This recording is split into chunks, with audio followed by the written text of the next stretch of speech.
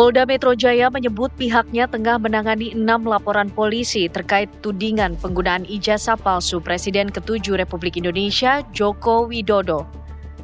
Seluruh laporan tersebut kini telah digabung dalam satu penanganan karena dianggap berkaitan dan merupakan bagian dari rangkaian peristiwa yang sama. Kabid Humas Polda Metro Jaya Kombes Pol Ade Arisyam Indradi menjelaskan bahwa laporan tersebut berasal dari berbagai wilayah di bawah yurisdiksi Polda Metro Jaya. Ada 2 laporan di Polda dan 4 laporan di Polres, yaitu Polres Jakarta Selatan, Jakarta Pusat, Bekasi Kota, dan Depok. Perkembangan terbaru Polda Metro Jaya telah melakukan klarifikasi pada pihak SMA Negeri 6 Surakarta dan Universitas Gadjah Mada. Proses pendalaman masih terus dilakukan. Saat ini penyidik telah menggabungkan total ada 6 LP terkait rangkaian peristiwa terkait ijazah ini. Ya, ada 2 LP di Polda, ada 4 LP di Polres. Prosesnya masih berlangsung karena ini merupakan rangkaian peristiwa yang sama, maka akhirnya digabungkan. Update terakhir, penyelidik ya maaf. Saya ulangi, ini penyelidik karena kasusnya masih dalam tahap penyelidikan.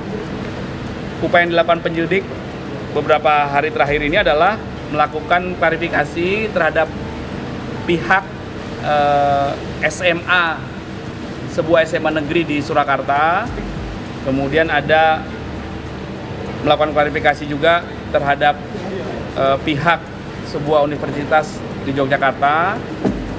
Ya, ini merupakan bagian dari proses pengumpulan fakta-fakta dalam tahap pendalaman, yaitu proses penyelidikan. Jadi proses ini masih berlangsung.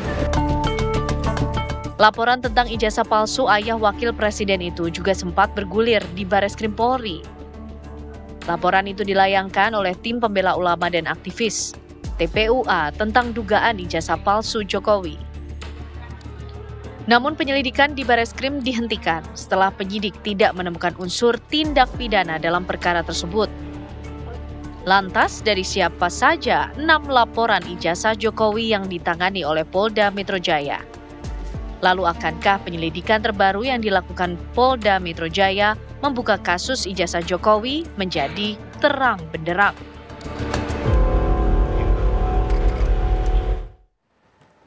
Ya, pemirsa, Polda Metro Jaya tengah menangani 6 laporan polisi terkait tudingan penggunaan ijazah palsu Presiden ke-7 Republik Indonesia Joko Widodo, dan ke-6 laporan tersebut digabungkan menjadi satu penanganan. Dan akankah pemirsa penyelidikan yang berlangsung di Polda Metro Jaya akan membuka kasus ijazah Jokowi secara terang benderang? Malam hari ini kita akan membahasnya bersama dengan sejumlah narasumber yang sudah bergabung di Apa Kabar Indonesia Malam. Ada Bang Sylvester Matutina, relawan Jokowi. Selamat malam Bang Sylvester, apa kabar? Selamat malam TV One. Sehat ya Bang? Sehat. Terima kasih sudah hadir malam hari ini dan bergabung bersama kita Irjen Pol Purnawirawan Arianto Sutadi, Penasihat Kapolri. Selamat malam Pak Arianto. Selamat malam, Mbak. Sehat ya Pak Arianto. Terima kasih sehat. sudah hadir juga di Apa Kabar Indonesia Malam, dan akan bergabung bersama kita melalui sambungan Zoom ada Bang Petrus Celestinus, kuasa hukum dari Rismon Sianipar. Nanti akan bergabung bersama kami di Apa Kabar Indonesia Malam. Pak Arianto, ini akan dibuka kembali di Polda Metro Jaya. Mulai dari nol lagi Pak penyelidikannya?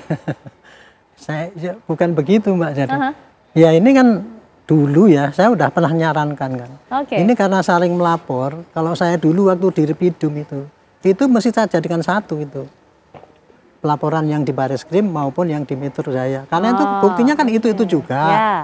Nanti yang meriksa juga penyidiknya pasti akan menjurus kepada 2 masalah itu kan. Apakah ini ijazah itu palsu apa tidak? Apakah ini fitnah apa bukan? Mereka itu kan yang dibuktikan 2 itu kan gitu kan.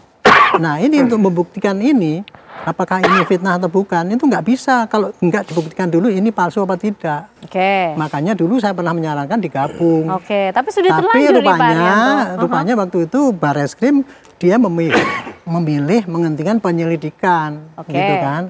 Lah hasil dari penyelidikan itulah kemudian lebih memacu pada Metro untuk melakukan penyelidikan dan penyidikan juga untuk kasus ini kan. Ya saya dulu bilang hasil daripada apa yang disampaikan di Mabes Polri itu pasti akan dipakai oleh penyidik di sini lagi. Itu hanya sebagian kecil daripada bukti-bukti yang menyatakan bahwa itu tidak asli ya, atau bahwa itu asli gitu ya. Itu bukti sebagian kecil karena masih dalam tahap penyelidikan kan gitu kan. Nah, nanti padahal kalau yang di Polda Metro itu nanti ini harus pakai penyidikan karena apa? Yang namanya penyidikan itu dia membuktikan dua ini. Apakah ini nanti ya penyidikan yang dilengkapi di Polda Metro ini nanti akan dilengkapi kembali dengan bukti-bukti yang menunjukkan apakah ini palsu atau asli. Kalau bukti-bukti yang asli pasti dari kelompok pelapor yang di Polda Metro. Kalau yang mengatakan itu palsu pasti pelaporan dari para kelompok yang lapor di Bareskrim. Itu nanti akan dikumpulkan itu bukti-buktinya. Positif atau negatif untuk menunjukkan apakah itu palsu atau asli. Nah berarti yang sudah terjadi di Bareskrim kemarin sudah diumumkan identik itu sifatnya di Polda Metro Jaya akan ada maknanya tidak sih Pak Arianto? Atau dilakukan uji forensik dari awal lagi? Bahan masukan itu, bahan masukan. Dan saya yakin nanti di Polda Metro pasti akan dilakukan uji forensik lagi.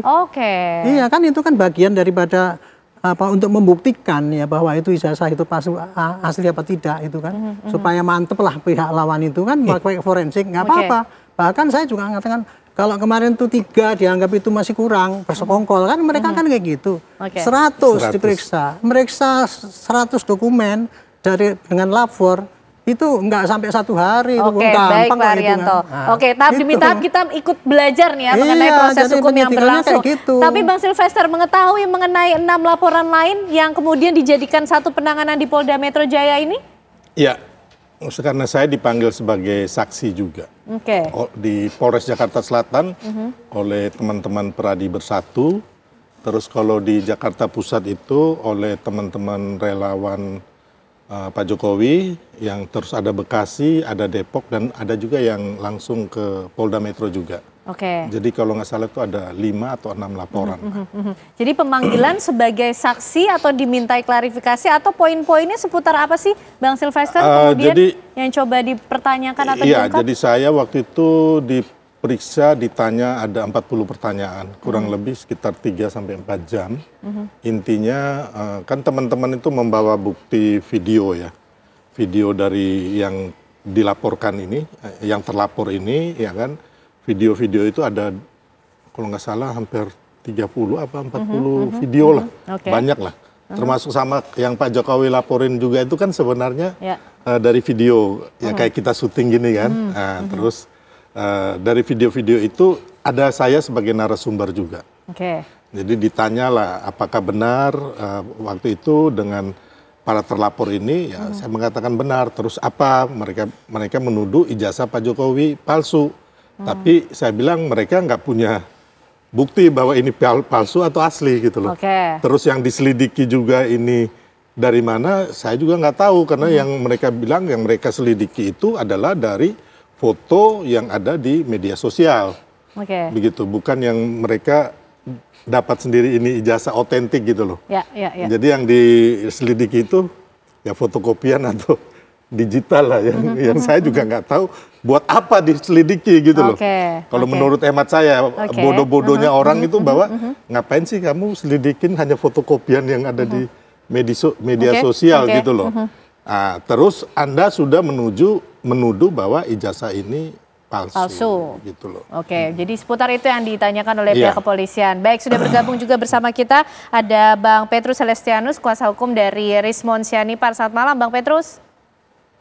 Selamat malam. Ya, Bang Petrus pasti juga mengikuti lah ya step by step, tahap demi tahap proses hukum yang sedang berlangsung, termasuk di Polda Metro Jaya ini yang terus bergerak Bang Petrus dan meminta klarifikasi dari berbagai pihak.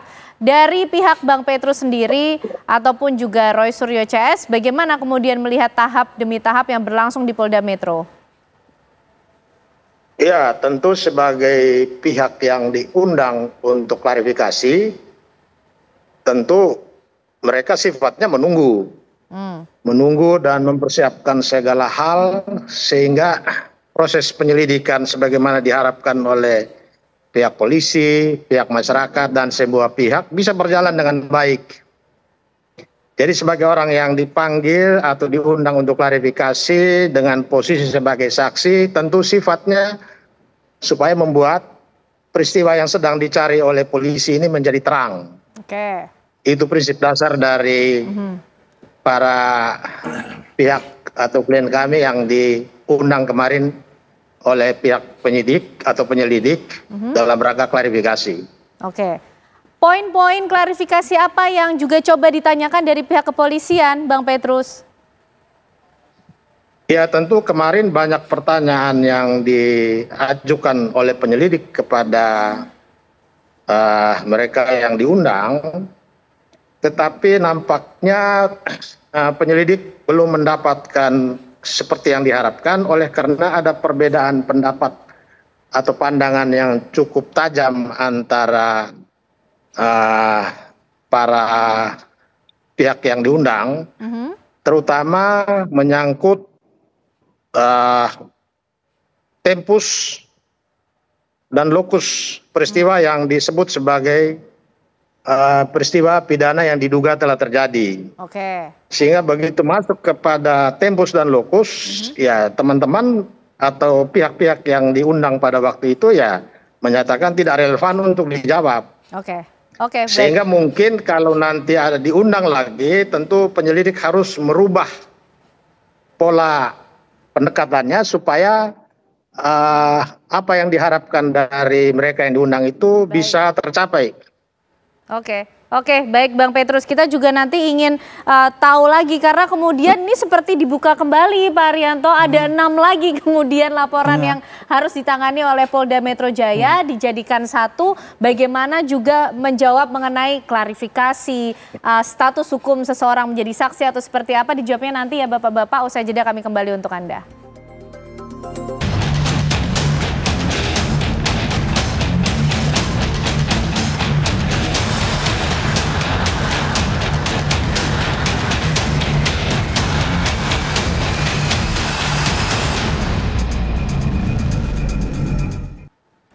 Baik pemirsa, kita akan lanjutkan pembahasan kita malam hari ini. Bang Silvester, ini tidak hanya laporan dari Pak Jokowi, tapi kemudian ada laporan-laporan lain yang sama begitu kan? Pencemaran nama baik, fitnah, penghasutan, dan yang lain-lain.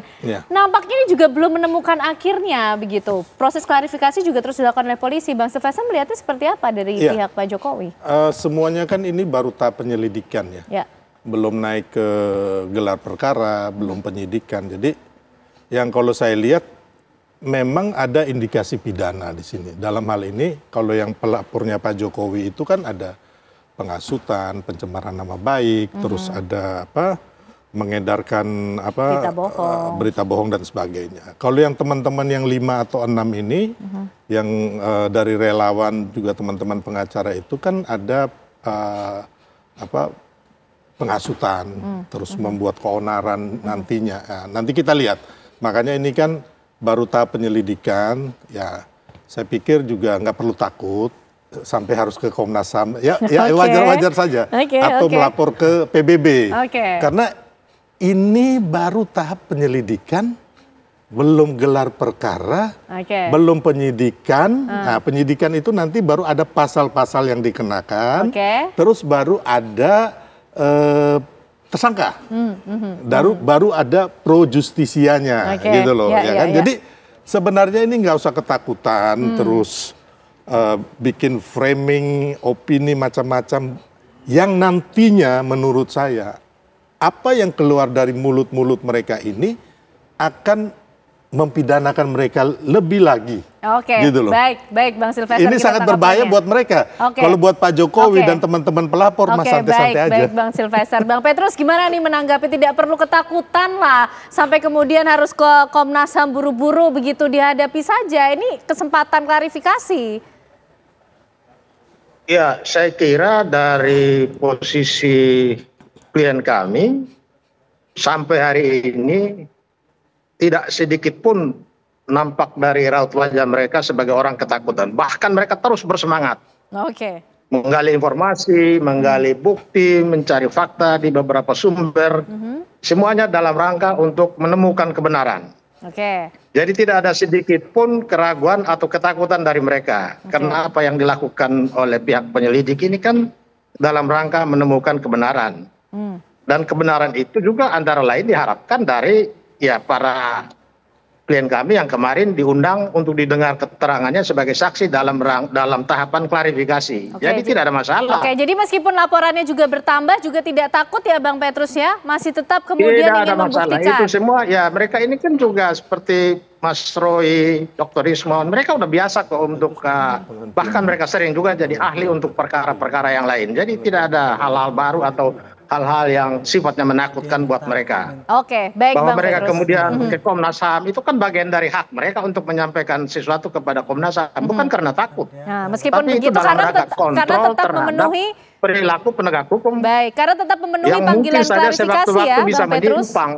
Oke, dan tetap memenuhi panggilan klarifikasi dari Polda Metro Jaya? Tetap Oke. tidak akan mundur. Tidak akan mundur. Pak Arianto, karena tidak akan mundur tapi laporan kemudian bertambah, kasus ini dibuka kembali. Ini sifatnya klarifikasi seperti apa dan kenapa penanganannya kemudian jadi satu, Pak Arianto? Ya, sejak dari awal saya sudah menyampaikan, ini pokok masalahnya adalah hanya 2 laporan polisi yang saling bertentangan. Yang satu menuduh ini ijazahnya ini palsu, yang satu ini menuduh bahwa saya asli, tetapi kemudian mendukung itu tuduhannya entah mencemarkan nama, menfitnah, memprovokasi, menghasut, ujaran kebencian. Itu tindak pidana yang kira-kira dimunculkan daripada mereka menuduh ijazah itu palsu, gitu kan. Nah, kemudian sekarang yang ditangani Metro itu sebetulnya simpel saja itu. Metro itu akan menampung semua laporan, Mbak. Laporan-laporan itu kan sifatnya kan pemberitahuan informasi. Itu namanya pengumpulan barang bukti dan saksi dari pelaporan itu memungkinkan. Nah, sekarang Metro ini akan mengumpulkan ya barang-barang bukti yang mendukung apakah ijazah Pak Jokowi itu palsu apa. Itu yang disampaikan oleh para pihak yang dari Bang Petrus dan rekan-rekan. Pak Petrus ini tadi. Terus kemudian yang mendukung bahwa ijazahnya ini asli adalah dari pihak dari bapak-bapak yang lapor itu mengenai itu. Oke ya, nanti dikumpulkan itu. Dikumpulkan dan dimasukkan dalam setengah berkas baru itu. Karena berkasnya itu baru untuk membuktikan ini asli atau palsu. Setengah berikutnya, Polda Metro akan mengumpulkan bukti-bukti yang mendukung bahwa ini fitnah atau apa dan sebagainya. 5 itu tadi, 4 atau 5 tadi itu. Termasuk sanggahan yang disampaikan oleh dari pihak yang merasa menuduh jasa palsu itu. Dimasukkan dalam setengah berkas. Berkas ini dimasukkan dalam berkas tebel, kemudian dikirim ke jaksa. Jaksa nanti akan melihat ini, oh ini kira-kira lebih berat mana? Lebih berat yang menyatakan bahwa ini asli apa tidak? Atau yang lebih berat bahwa ini palsu. Kalau seandainya jaksa menilai bahwa itu banyak yang menyatakan ini palsu, pencemaran itu otomatis nggak bisa jadi tuduhan. Justru jaksa kemudian yang akan jaksa yang akan menentukan nanti ini bisa dituntut apa tidak gitu. Nah, kemudian yang menentukan nanti akan hakim. Kalau jaksa mengatakan gini ya, oh ini ternyata ini yang bukti-bukti yang menunjang bukti-bukti bahwa ijazah palsu itu lebih berat. Oh berarti tuduhan pencemarannya nggak bisa dong. Kan gitu kan. Berarti Pak Jokowi nanti yang akan dituduh sebagai ijazah palsu. Tapi kalau yang ini nyatanya ini Pak asli, berarti yang fitnahan itu tadi terbukti, dikirimlah oleh jaksa itu ke hakim. Hakim itu yang nanti akan meriksa di persidangan. Disitulah terbuka apakah hakim itu betul-betul jujur apa tidak, ya ini berat ringannya itulah baru putuskan. Berarti pengumpulan laporan, klarifikasi itu adalah langkah yang dilakukan Polda Metro Jaya untuk mengumpulkan bukti-bukti dari kasus itu, Pak Arianto? Seharusnya langkah dilakukan oleh Polda penyidik ya itu, karena kan mau melihat terangnya perkara. Pengumpulan barang bukti aja tujuannya. Jadi masih ada potensi penetapan tersangka dari 2 kasus yang saat ini bergulir di Polda Metro Jaya. Baik. Tambah.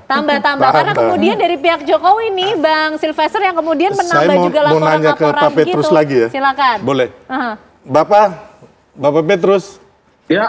Mungkin saya nanya. Ini kan ada berita di media mengatakan Petrus Celestinus demi kepastian hukum proses penyelidikan pengaduan Jokowi harus dihentikan. Pertama ini. Terus yang kedua, ada lagi berita Abraham Samad minta Jokowi cabut laporan terkait tudingan ijazah palsu. Jadi ini permintaan dari Bapak dan Pak Abraham Samad ini. Jadi tolong dijawab dulu ini.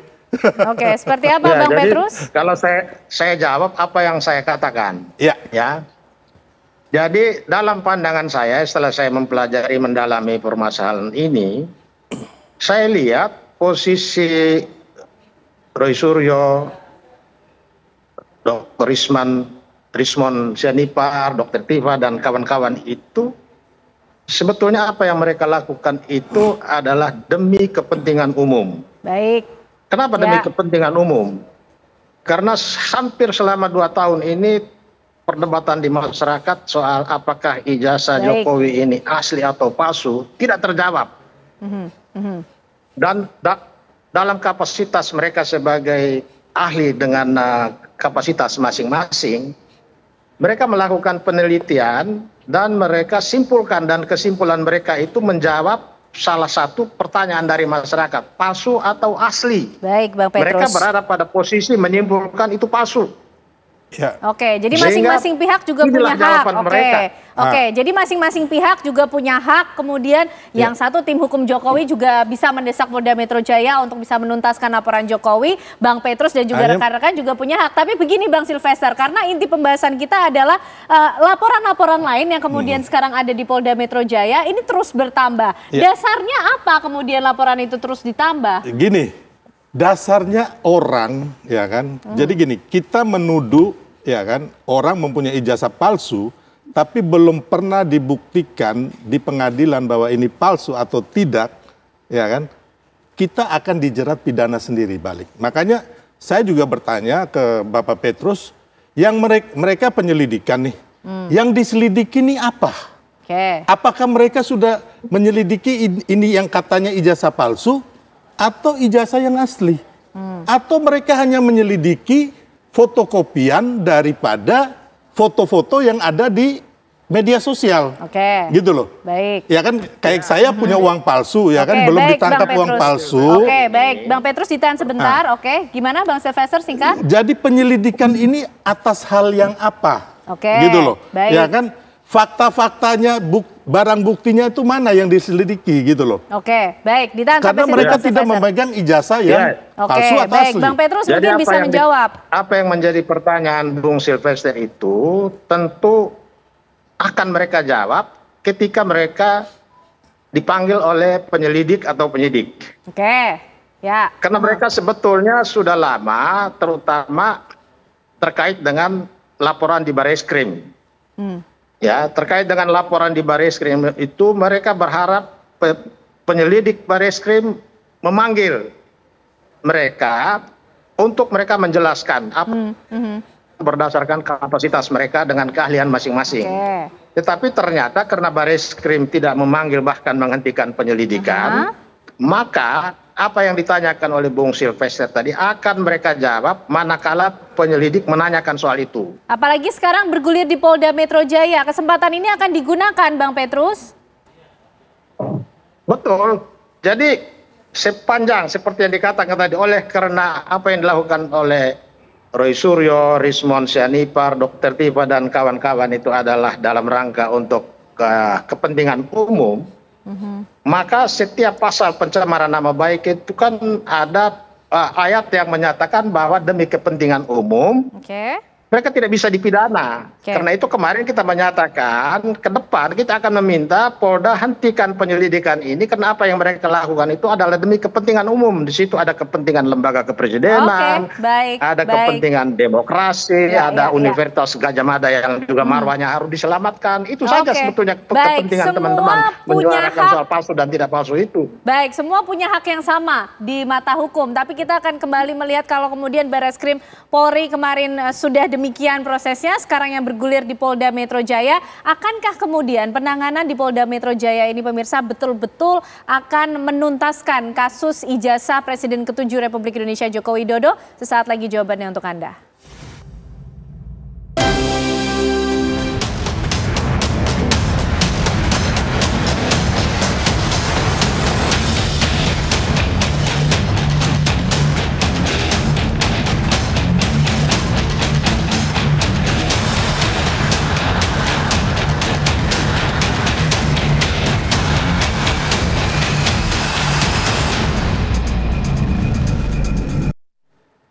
Baik pemirsa, kita lanjutkan pembahasan kita malam hari ini. Bang Petrus, ini kalau kata Pak Arianto tadi juga laporannya bisa saja terus bertambah dan ini juga dijadikan bahan oleh pihak kepolisian.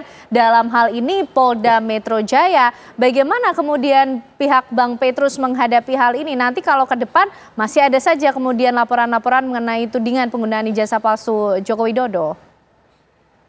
Iya, jadi kalau laporan masyarakat itu memang tidak boleh dibatasi, itu hak masyarakat. Dengan hak masyarakat dalam hal ini Roy Suryo, Rismond Sianipar, Dr. Tifa dan kawan-kawan itu juga sebetulnya melaksanakan peran serta masyarakat dalam rangka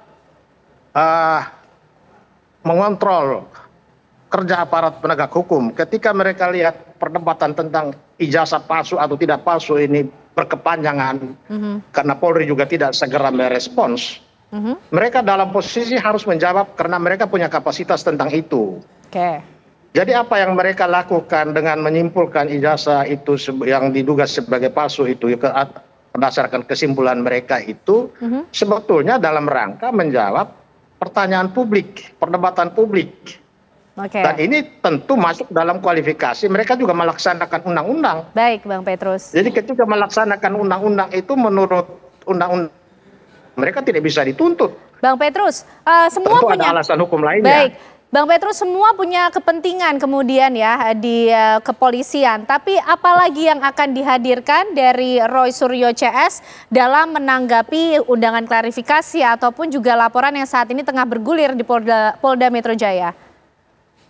Oh ya, kalau nanti dipanggil lagi tentu akan banyak hal baru, banyak fakta baru, banyak peristiwa baru yang akan kita hadirkan dalam rangka supaya perkara ini menjadi jelas.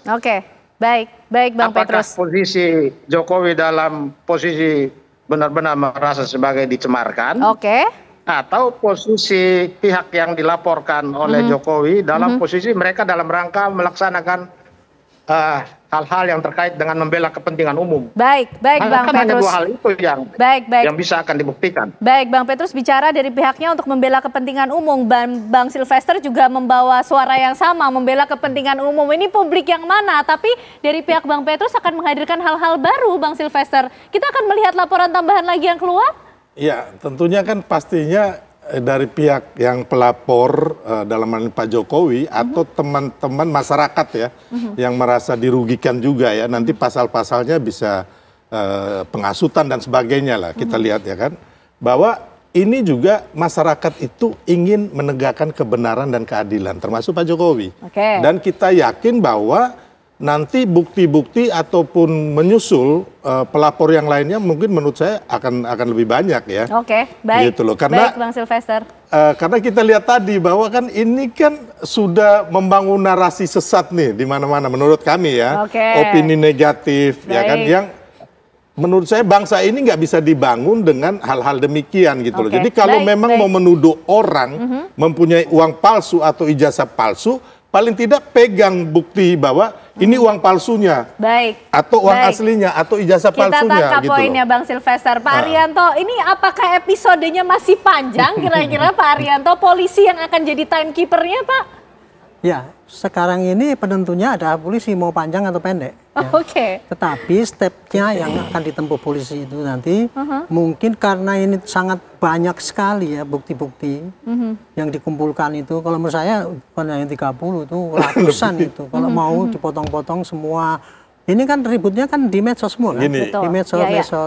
Kalau semua di medsos itu isinya apakah ujaran kebencian, atau apakah provokasi, ataukah fitnah, ataupun hasutan dan sebagainya itu dipotong-potong dari sosmed itu jadikan bukti, itu akan memperkuat. Nah, saya ingatkan ya ini tadi ya, saya bisa memaklumi pemikiran daripada pihak Pak Petrus ya, kan, mengatakan kan ini kan seakan-akan dia mereka kemarin tuh kenapa kok laporan yang di sini langsung dihentikan, kan itu tidak adil kan gitu kan.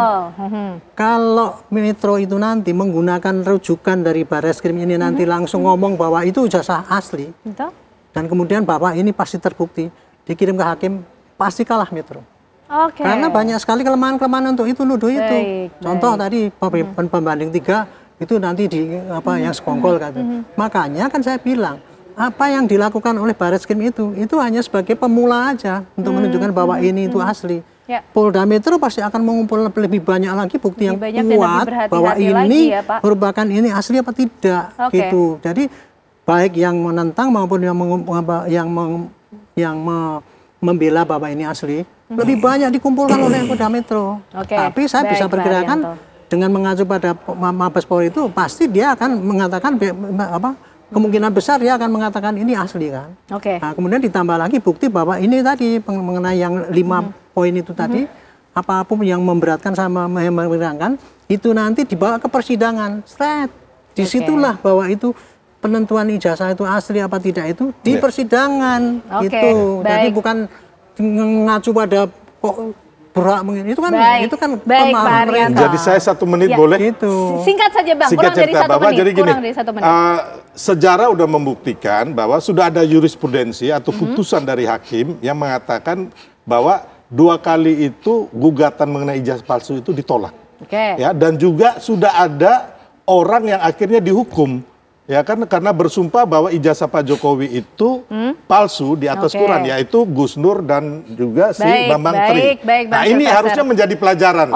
Semuanya nanti akan ada di pihak kepolisian, timekeepernya termasuk mengumpulkan bukti-buktinya. Kita masih akan ikuti bagaimana proses hukum yang akan berlangsung. Terima kasih Bang Silvester, Pak Arianto dan juga Bang Petrus malam hari ini sudah bergabung bersama kami di Apa Kabar Indonesia Malam.